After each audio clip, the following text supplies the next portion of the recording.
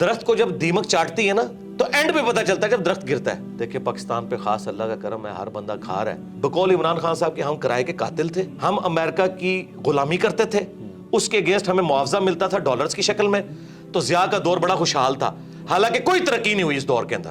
پاکستان میں poverty circle سے باہر نکلنے کا واحد ذریعہ اب تعلیم رہ گئی ہے. اس کا جیک لگتا ہے نا, یورپ امریکہ میں چلا جائے اعلیٰ تعلیم کے لیے, وہاں سے ریمیٹنس اس ملک کو بھیجے. اس ملک میں اب عام بچوں کے لیے کوئی نوکریاں نہیں ہیں. یقین کریں پی ایچ ڈی بچے اور بچیاں 30-40 ہزار کی نوکریاں کر رہی ہیں. باقی آپ گورنمنٹ سے, اسٹیبلشمنٹ سے, پولیٹیشین سے کوئی امید نہ رکھیں. اچھا سر, ابھی ذکر کیا چونکہ آپ نے واصف صاحب کا, تو ایک ان کا جملہ ہم سنتے ہیں کہ پاکستان نور ہے اور نور کو زوال نہیں ہے. اب لیکن میں فلسفیکلی آپ سے پوچھنا چاہ رہا ہوں کہ قوموں کا رائز اینڈ فال ہوتا ہے. تو میں تو ایز اے 40 سال میری عمر ہے, میں نے بھی دیکھا ہے, ہم نے تو اس سماج پہ رائز دیکھا نہیں ہے. تو ہمیں تو لگتا ہے اب یہ ڈکلائن ہی ہے, یہ تو واحد قوم ہوگی جس پہ رائز آیا نہیں اور فال پہلے آ گیا. جی دیکھیں یہ سارے جذباتی جملے ہیں, ہم اس میں بلیو نہیں کرتے. یہ لوگوں کی جذباتی خواہشات ہیں. ہم بچپن سے سن رہے تھے, دیکھیں پاکستان پہ خاص اللہ کا کرم ہے, ہر بندہ کھا رہا ہے اور پاکستان ختم نہیں ہو رہا, چل رہا ہے, حالانکہ ختم ہو رہا تھا. میرے بھائی وہ آخری وقت میں پتہ چلتا ہے کہ 4 سٹیج کینسر آیا ہوا ہے. درخت کو جب دیمک چاٹتی ہے نا تو اینڈ پہ پتہ چلتا ہے جب درخت گرتا ہے. ہم تو اس وقت بھی کہہ رہے تھے کہ یار ایسا نہیں ہے, اس کو روحانیت کے ساتھ نہ جوڑیں. لیس للانسان الا ما سعی, اللہ نے دنیا کو اسباب کے ساتھ جوڑا ہے, انسان کے لیے وہی ہے جس کی وہ کوشش کرتا ہے. ایسے نہیں ہوگا. آپ اگر سردیوں میں ٹھنڈے فرش کے اوپر ننگے پاؤں پھریں گے تو انشاءاللہ ضرور بیمار ہوں گے. آپ بسم اللہ پڑھ کے ساکٹ میں 2 انگلیاں دیں گے تو انشاءاللہ ضرور موت کا شکار ہوں گے. یہ کون سا آپ نے دین بنایا ہوا ہے کہ جی وہ جی اللہ تعالیٰ کا خاص کرم ہے. اللہ تعالیٰ نے تو, اللہ کا تو کوئی رشتہ دار نہیں ہے, سیدھی سی بات ہے. جب خلافت راشدہ ختم ہو گئی 30 سال کے بعد, ٹھیک ہے, بنو امیہ ختم ہوگی, بنو عباس ختم ہوگی, سلطنت عثمانیہ ختم ہوگی, رومنز, پرشینز, اور سب سے بڑی گریٹ بریٹن جن کی حکومت میں سورج ہی غروب نہیں ہوتا تھا, وہ ختم ہو گیا. تو یہ بات بالکل جذباتی جملے. یہ جو پاکستان چل رہا تھا نا ابھی, وہ چل رہا نہ تو دعاؤں کی وجہ سے چل رہا تھا اور نہ یہ تھا کہ وہ ترقی کر رہا ہے. ہوتا یہ تھا, بقول عمران خان صاحب کے ہم کرائے کے قاتل تھے, ہم امریکہ کی غلامی کرتے تھے, اس کے اگینسٹ ہمیں معاوضہ ملتا تھا ڈالرز کی شکل میں, تو ضیاء کا دور بڑا خوشحال تھا, حالانکہ کوئی ترقی نہیں ہوئی اس دور کے اندر. ہمیں باہر سے مل رہا تھا, بلکہ ہمیں یہ بیساکھیاں لگائی گئی ہیں. مشرف کے دور میں کہتے ہیں جی دیکھیں جی 10 سال تک 60 پہ رہا ڈالر. وہ اس لیے نہیں رہا کہ مشرف نے کوئی یہاں فیکٹریاں لگا دی ہیں یا کچھ کنٹریبیوٹ کیا اس نیشن کو. جی ڈالر, آج بھی سرکار ڈالر آ جائیں تو دیکھیں ملک دوبارہ خوشحال ہو جائے گا. لیکن میں یہ کہتا ہوں اللہ نہ کرے کہ اب اس طرح کے ڈالرز آئیں. ہمیں ایک بار اس بستی میں گریں گے پھر اٹھیں گے اگر اٹھنا چاہیں گے, نہیں تو ضروری نہیں ہے.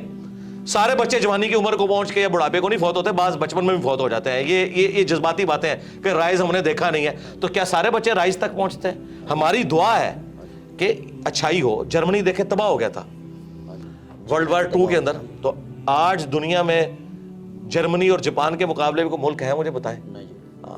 تو دیکھ لیں وہاں پہ فوجیں اس لیول کی نہیں ہیں, پھر بھی لوگ رات کو بڑے آرام سے سوتے ہیں. بس آخری سوال ہے سر, نوجوان جو ہیں اس ملک کے وہی وارث ہیں اور وہی تعداد میں سب سے زیادہ ہیں.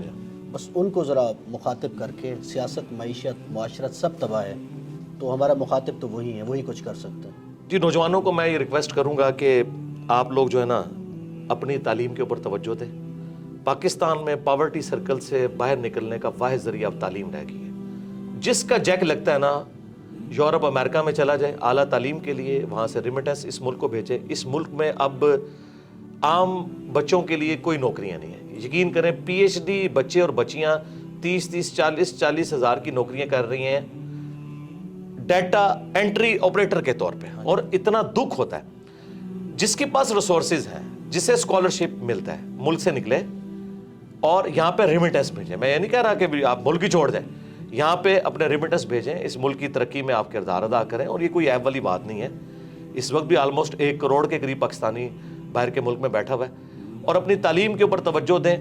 اور اگر کسی کے والدین کا کوئی کاروبار ہے تو تعلیم کے ساتھ اس کاروبار میں بیٹھنے میں کوئی آر محسوس نہ کریں. یقین کریں کتنے ان پڑھ لوگ ہیں جنہوں نے ہزاروں پڑھے لکھے نوجوانوں کو جابز دی ہوئی ہیں.